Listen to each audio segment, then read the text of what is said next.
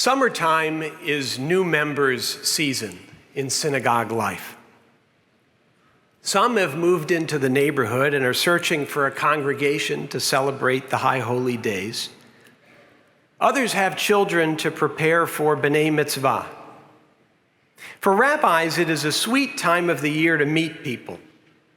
All the conversations are sincere, and a few are delightfully disarming, like this one back in June. Rabbi Davidson, a well-meaning father, began, "We have heard great things about Temple Emanu-El. We are not in the least bit religious, so we think your temple would be perfect for us." I swallowed, then smiled. "We'd love to have you," I said. I am not religious. I have heard this declaration countless times. And when the circumstances feel right, I gently inquire, what do you mean exactly when you say you are not religious? The answers spin a common thread. Well, I don't keep kosher. I only come to temple on Rosh Hashanah and Yom Kippur. And last spring in Paris, during Passover, I ate a baguette. By that definition, I respond with a laugh, most of us aren't religious. So why do you want to join a temple? Because I've always been part of a temple, may be the startled answer. Or because I'm looking for a place to affirm my values. Or because we Jews need to stick together. Constancy, morality, solidarity. Are these not cornerstones of a religious life? Perhaps some people are more religious than they think. We have read a great deal lately about the waning of religion in America. When Gallup reported that church, synagogue, and mosque membership fell from 70% in 1999 to 47% in 2020, it made national headlines. But while the numbers do suggest a decline, note this caveat. The drop is in association with organized movements and houses of worship, not necessarily in belief or other forms of observance. A recent study conducted by Baylor University determined that many with no religious affiliation, the so-called nones, nonetheless hold distinct religious ideologies and do indeed practice. They simply do not fit into the neat categories measured by the surveys. The axis of American Jewish identity, too, has moved outside the typical synagogue's walls. In the last 50 years, affiliation plummeted from 70% to 30%. As a 2020 Pew Research analysis explained, most American Jews now prioritize cultural components of Judaism, such as remembering the Holocaust, leading a moral and ethical life, working for justice and equality in society, being intellectually curious, and even having a good sense of humor. But once again, disaffiliation doesn't tell the whole story. The American Jewish community is actually growing in size and diversity. The number self-identifying as Jews climbed from 5.5 million in 1990 to 7.5 million today, and represents a beautiful tapestry of cultures, colors, and ethnicities, awaiting an atypical synagogue to draw them in. That is why we established our Stryker Cultural Center 8 years ago, why we launched new outreach initiatives for young professionals, unaffiliated families, and anyone curious about Judaism last spring, and why we opened a downtown campus in Chelsea, where young children and their parents hung the mezuzah just last week. The conclusion the Baylor team reached is encouraging and important. Religion remains a vibrant force in American life. And why shouldn't it? In an uncertain, rapidly changing world, we all reach for moorings that are stable, constant, and enduring. Among the glorious features of this city are the houses of worship like ours adorning the streets, monuments standing firmly where they have for generations, though the avenues have widened and the traffic has grown around them. What a home we have. Last month, I checked in on a congregant recuperating from surgery. She spoke of how much she longed to be back in our temple this year. The world is so crazy, she said. I just need to get in there and look up at the ceiling, to sit there and feel a sense of peace and of place. A sense of peace. The noise outside can be deafening. Politicians and pundits screaming over one another. Phone calls, emails, text messages, ringing and pinging through family dinners and awakening us at night. We need sanctuary against the onslaught. And often we do require a proper sense of place, a feeling of being at home in surroundings we know and love and have perhaps for a lifetime, but also a humble reminder of human finitude in relationship to the world and to God. Religion's foundation, sociologist Daniel Bell once noted, lies in human beings' awareness of the inexorable limits to their powers. We want a sense of wonder and mystery.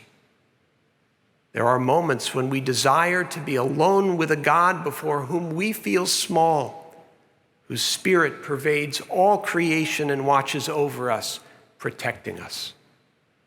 For many, the grandeur of Temple Emanu-El conveys just that. Its space moves the spirit.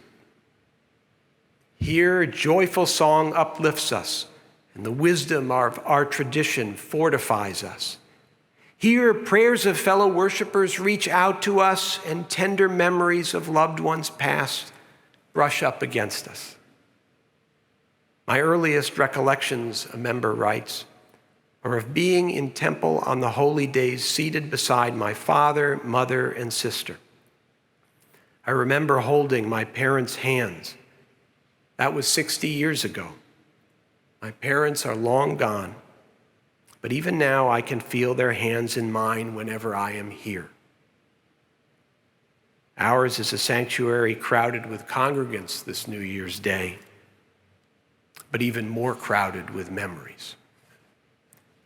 Memory, melody, majesty.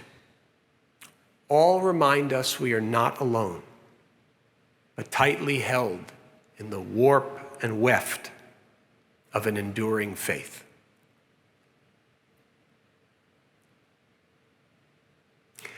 A congregant called me last spring, enraged by the most recent travesty of justice splashed across the day's headlines. She almost yelled at me, "Rabbi, you've got to tell people this is not okay." "Don't you think they know that?" I asked. "We need to be reminded," she insisted. We turn to religion for constancy and stability in our lives, including a moral foundation affirming our deeply held beliefs about right and wrong, and a perspective on truth that cannot be perverted by alternative sets of facts. Theologian Karl Barth contended that people enter worship with one question in mind: is it true? Is it true, this sense of a stationary pole amid changing appearances, of a righteousness not somewhere behind the stars, but within the events of our present life? If reproductive health care, gun safety, immigration rights, racial justice, voting access, protecting the planet, and preserving our democracy have become partisan concerns, they have always been moral ones, and we cannot sit on the sidelines while they are contested, as if indifferent to the suffering our diffidence will cause. Barth believed passionately that our sacred texts, however ancient, speak forcefully and directly to the exigencies of the world around us. But more than that, he maintained that only when taught in response to those challenges does Scripture fulfill its divine purpose, and only when we confront them do we fulfill ours. And we know it. That is why a dozen temple members bussed down to Washington last spring to rally for abortion rights, and why the very next week a dozen more flew to Poland to assist Ukrainian refugees, and why so many of you regularly roll up your sleeves responding to the most urgent global needs. Because we accept these biblical mandates as binding, to judge fairly and with kindness and compassion, to care for the stranger, having ourselves been strangers in Egypt, and to love thy neighbor as thyself. According to Pew Research, roughly half of America believes biblical guideposts should stake civil society's guardrails. What divides America is which verses, and whether those fences should protect or restrict our freedoms. The Bible is complex and nuanced, easily abused and often weaponized. Psalm 139 declares, "You created my inmost being. You knit me together in my mother's womb. Your eyes saw my unformed body. All the days ordained for me were written in your book before one of them came to be." But this poetic exaltation of God's intimate presence in our lives from conception to death was never intended as an assertion of fetal personhood, let alone a cudgel to batter women's rights. To understand the Bible on abortion, look to Exodus 21, which clearly distinguishes between incipient life and human life. If people are fighting and hit a pregnant woman and she miscarries, the offender is to be fined, the Bible says, fined, not executed, because the unborn fetus is not a person. And yet, the religious right would have us believe that faithful Americans oppose abortion. The Bible doesn't support that. Neither do the polls. Only among white evangelical Protestants is it the majority view. On the contrary, there is a storied history of religious leaders across this country laboring heroically to ensure abortion access. Between 1967 and 1973, a group of more than 1,000 united under the banner of the Clergy Consultation Service to secure safe procedures for 500,000 women and girls. Many poor, many the victims of sexual violence, all afraid, all human beings. And the most basic ethical question we can ever ask, insists Pastor Scott Black Johnston, is, what do I see when I look at another human being?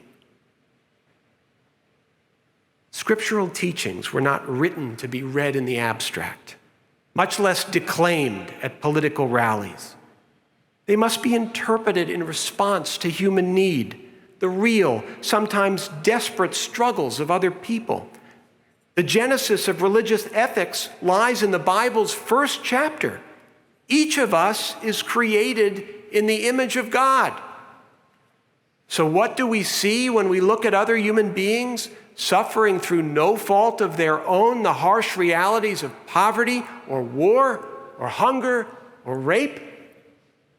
The image of God is what we see. That faith is the moral ground on which we stand.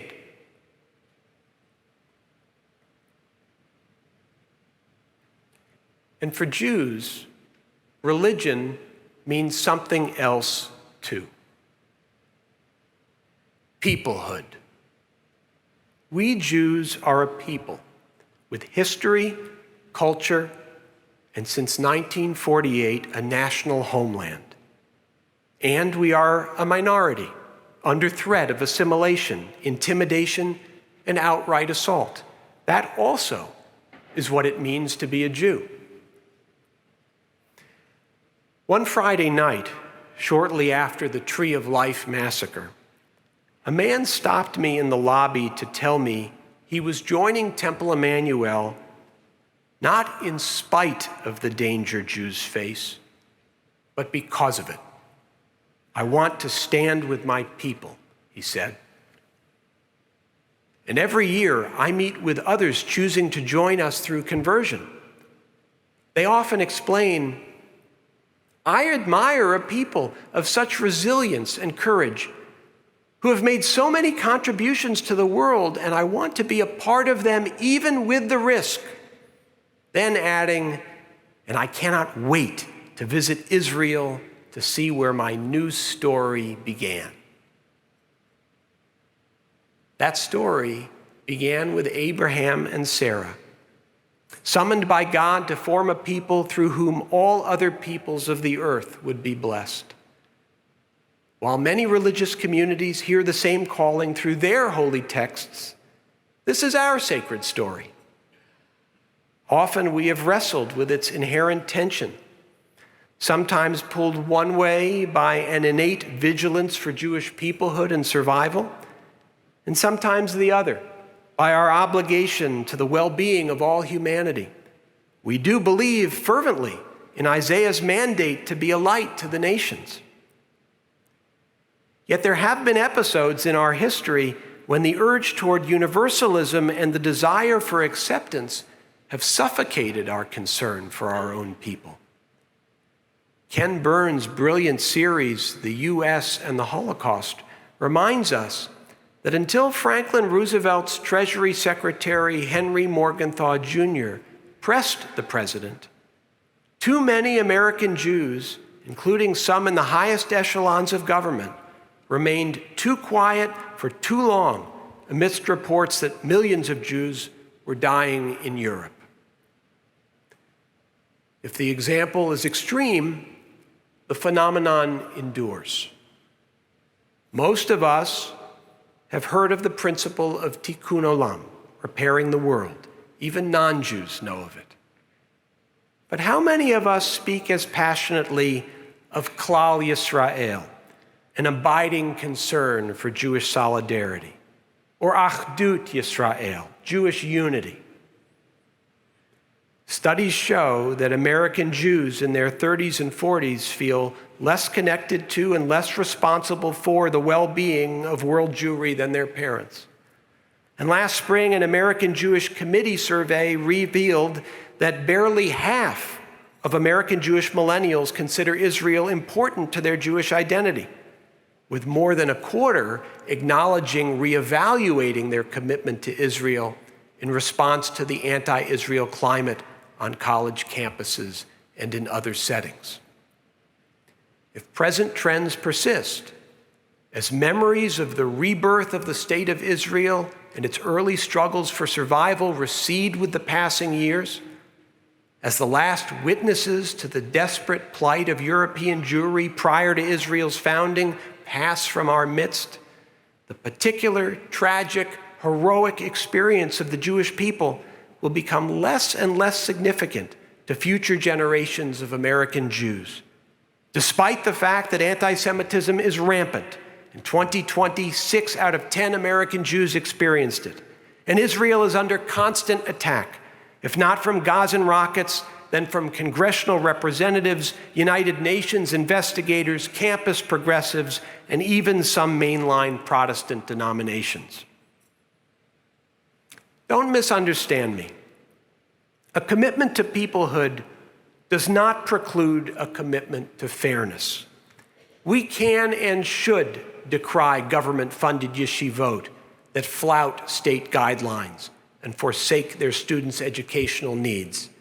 as long as we guard that criticism against demonization of a community that has been victimized by anti-Semitic violence.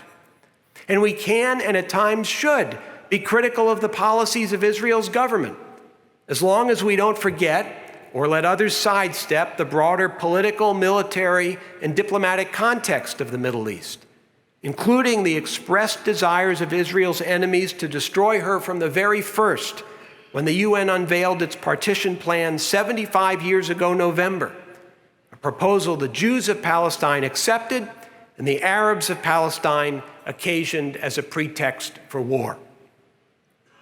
Judaism proclaims two commandments to love our neighbors, Rabbi Avi Weiss teaches: Ahavat Habriot, love for humanity, and Ahavat Yisrael, love for the Jewish people.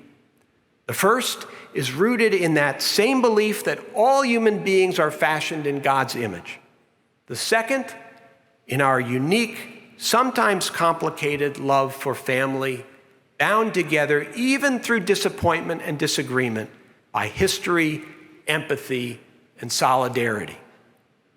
Despite what anyone else may claim, our two loves do not conflict, and there is no heroism in self-abnegation. Rather, attention to our particular experiences as a persecuted people should bolster our universal commitments and even inspire others to join us.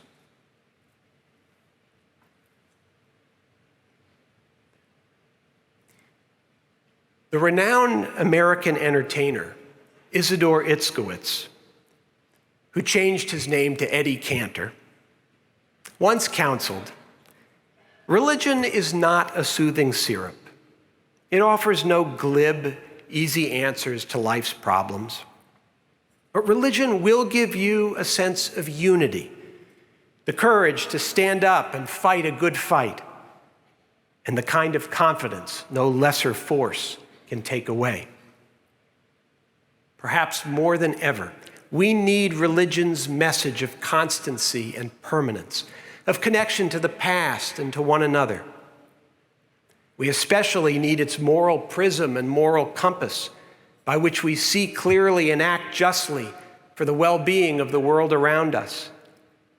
And when our safety or that of Israel come under assault, we need the unity and solidarity that our religion and history have kindled within us.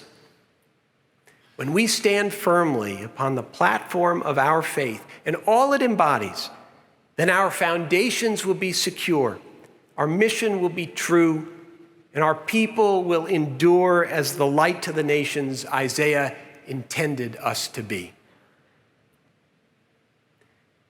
In man's quest for God, Abraham Joshua Heschel observed, "Just as a tree torn from the soil withers, so the human soul wanes when detached from what is greater than itself.